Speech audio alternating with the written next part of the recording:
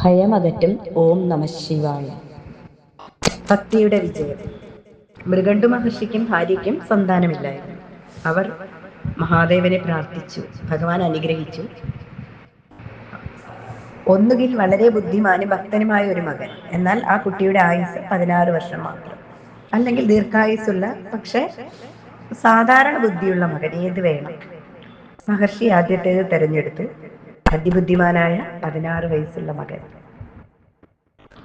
അങ്ങനെ ജനിച്ച മാർക്കണ്ഡേയൻ ശിവഭക്തിയിൽ മുഴുകിയൊരു ബാലനായിരുന്നു. 16-ാം വയസ്സ് ആഗതമായി. പിറന്നാൾ അടുത്തപ്പോൾ ആ ദിവസം മരണദേവനായ യമൻ അവിടെ എത്തുകയാണ്. മാർക്കണ്ഡേയൻ ഭയപ്പെട്ടില്ല. അവൻ ശിവലിംഗത്തെ ചേർത്ത് പിടിച്ച് ഓം നമഃശിവായ മന്ത്രം ജപിച്ചുകൊണ്ടേയിരുന്നു.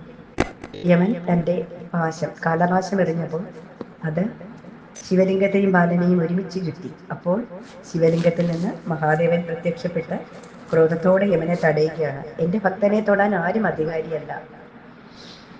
മഹാദേവൻ യമനെ കീഴടക്കി. എന്നിട്ട് തന്റെ ഉത്തമ ഭക്തനായ മാർക്കണ്ഡേയനെ ചിരഞ്ജീവിയായി അമരനായി അനുഗ്രഹം നൽകുകയാണ്. ശരിക്കും ഈ കഥയുടെ സന്ദേശം സത്യമായ ഭക്തിക്ക് മുന്നിൽ മരണവും കീഴടങ്ങും. ഭഗവാനെ പൂർണ്ണമായി ആശ്രയിക്കുന്നവരെ ഭഗവാൻ കാക്കുക തന്നെ ചെയ്യും. പ്രാർത്ഥനയിൽ ആത്മാർത്ഥതയുണ്ടെങ്കിൽ അസാധ്യവും സാധ്യമാകും. ഓം നമഃശിവായ. ഓം നമഃശിവായ. ഓം നമഃശിവായ.